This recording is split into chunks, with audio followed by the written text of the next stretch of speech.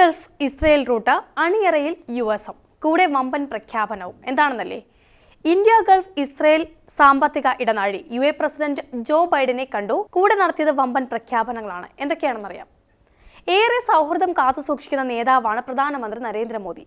അതുകൊണ്ട് തന്നെ ലോക രാജ്യങ്ങൾക്കിടയിൽ മോദിക്ക് ലഭിക്കുന്ന സ്നേഹവും ബഹുമാനവും സ്വീകാര്യതയും എടുത്തു പറയേണ്ടത് തന്നെയാണ്. ഇന്ത്യയെ ഒരു രീതിയിലും അപകീർത്തിപ്പെടുത്താൻ അവസരം കൊടുക്കാത്ത വിധം സംരക്ഷിച്ചാണ് മോദി ജനങ്ങളെ സേവിച്ചുകൊണ്ടിരിക്കുന്നത്.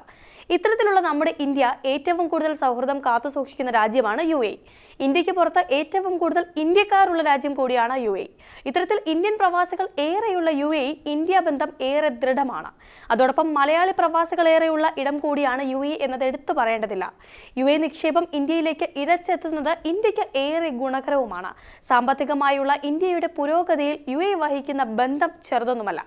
അതുപോലെ തന്നെ ഇന്ത്യ സൗഹൃദം, മോദിയുടെ ഈ അടുപ്പം ഒന്നുകൊണ്ട് ഇന്ത്യക്ക് ഉള്ള പരിഗണന വളരെ വലുതാണ്. നരേന്ദ്രമോദിയോടുള്ള അടുപ്പം കാരണം പ്രോട്ടോകോൾ വരെ ലംഘിച്ചുള്ള സ്വീകരണമാണ് മോദിക്ക് ലഭിക്കാറുള്ളത്. ഇത്തരത്തിലുള്ള ഇന്ത്യ ബന്ധം നിലനിൽക്കെ president Sheikh Mohammed bin Zayed Al Nahyan American president Joe ബൈഡനുമായി നടത്തിയ ചർച്ചയിൽ മുഖ്യ വിഷയമായത് ഇന്ത്യ ഗൾഫ് ഇസ്രയേൽ സാമ്പത്തിക ഇടനാഴിയെ പറ്റിയാണ്. പദ്ധതിയുമായി ബന്ധപ്പെട്ട നടപടികൾ വേഗത്തിലാക്കുന്നതിന് വേണ്ടി നേതാക്കൾ ധാരണയിൽ എത്തിയെന്നതാണ് ലഭിക്കുന്ന വിവരം. പാത യാഥാർത്ഥ്യമാകുകയാണെങ്കിൽ ഏഷ്യ യൂറോപ്പ് മേഖലയുടെ മുഖച്ഛായ തന്നെ മാറുന്നതായിരിക്കും. ഇന്ത്യയിൽ നിന്ന് തുടങ്ങുന്ന പാതയുടെ ആദ്യ പ്രഖ്യാപനം കഴിഞ്ഞ വർഷമാണ് നടന്നത്. പിന്നീട് പങ്കാളിത്ത രാജ്യങ്ങളുടെ നേതാക്കൾ വിവിധ ഘട്ടങ്ങളിൽ തുടർ ചർച്ചകളും നടത്തിപ്പോന്നു. ഇപ്പോൾ നടന്ന അമേരിക്ക ചർച്ച ഇതിൽ നിർണായകം തന്നെയാണ്. പദ്ധതി യാഥാർത്ഥ്യമാകുന്നതിൽ മുൻകൈയെടുക്കുന്ന പ്രധാന രാജ്യമാണ് വാഷിംഗ്ടണിൽ നടന്ന ചർച്ചയ്ക്ക് ശേഷം മറ്റൊരു സുപ്രധാന പ്രഖ്യാപനവും ബൈഡൻ നടത്തിയിട്ടുണ്ട്. കഴിഞ്ഞ വർഷം സെപ്റ്റംബറിൽ ന്യൂഡൽഹിയിൽ നടന്ന G20 രാജ്യങ്ങളുടെ ഉച്ചകോടിയിലാണ് ഇന്ത്യ മിഡിൽ ഈസ്റ്റ് യൂറോപ്പ് സാമ്പത്തിക ഇടനാഴിയുടെ പ്രഖ്യാപനം ഉണ്ടായത്. കഴിഞ്ഞ ഫെബ്രുവരിയിൽ ഇന്ത്യയും പദ്ധതി സംബന്ധിച്ച ചട്ടക്കൂട് കരാറും ഒപ്പുവെച്ചിരുന്നു. മെയ് മാസത്തിൽ തുടർ ചർച്ചകളും നടന്നിരുന്നു. ശേഷം പ്രതിനിധികൾ ഇന്ത്യയിലെത്തി ചർച്ച നടത്തിയ പിന്നാലെയാണ് പ്രസിഡന്റ് അമേരിക്കയിലെത്തി ചർച്ച നടത്തിയിരുന്നത്. ഇന്ത്യയിൽ നിന്ന് ആരംഭിക്കുന്ന കപ്പൽ പാത യിലേക്കും ശേഷം റെയിൽപാത സൗദി അറേബ്യ, ജോർദാൻ, ഇസ്രയേൽ എന്നിവിടങ്ങളിലേക്കും അവിടെ നിന്ന് കപ്പൽ പാത യൂറോപ്പിലേക്കുമാണ് ഉദ്ദേശിച്ചുകൊണ്ടിരിക്കുന്നത്.